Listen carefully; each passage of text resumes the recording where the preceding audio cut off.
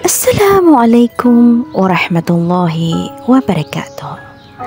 Isa na namang nakaka-inspired na kwento ang ating ibabahagi ngayong araw na ito. Ngunit bago ang lahat, nais ko po munang magpasalamat sa ating mga follower-supporter na walang sawang nakikinig sa ating mga kwento. Shout out sa ating story sender ngayong araw na ito na si Champion King. Siya po ang may-ari ng ating kwento sa araw na ito. Shout out din kay Kaka Heather from Kitango to Saudi. Shout out sa mga anak ni Jam Sumapal na laging nakikinig sa mga kwento natin. Sina Alfirdaus Sumapal, Jonathan Sumapal, Jonah Firdausa Sumapal from Pikit, North Cotabato, Miswari Maliga from Makkah, Saudi Arabia, Jasmine Punga from Qatar, and Mapadaya Awata Babay. Assalamualaikum. Tawagin nyo na lang po ako sa pangalang Champion King. Isa po ako sa mga follower at tagapakinig mo at gusto ko lang ibahagi ang tunay na kwento ng aking buhay. Naghiwalay kami ng ex-wife ko na may samaan ng loob. May anak na 2.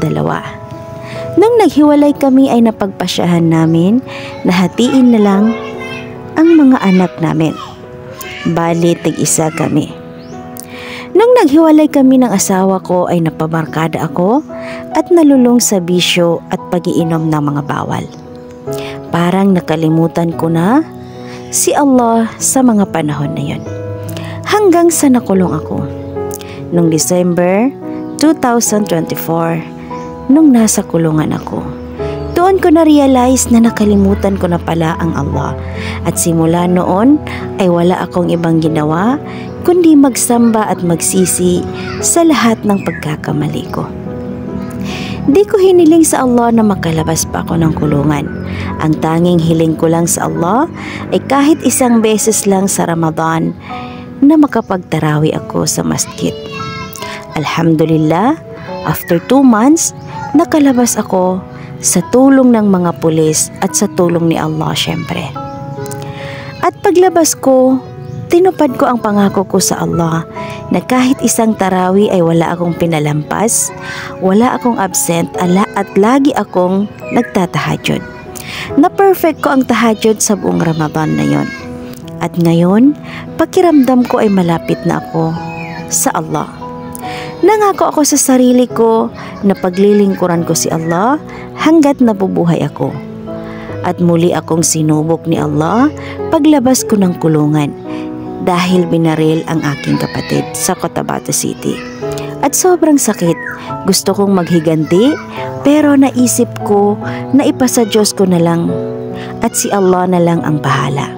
Syukran ya Allah Salka, syukran ya Allah tinuruan mo ang puso ko.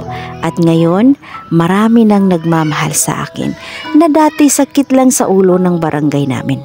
Alhamdulillah, nais ko lang naman ibahagi sa mga followers at tagapakinig mo na kahit maligaw ka man ng landas dahil sa bunga ng sakit at pait ng karanasan mo sa buhay, ay kumapit ka lang kay Allah.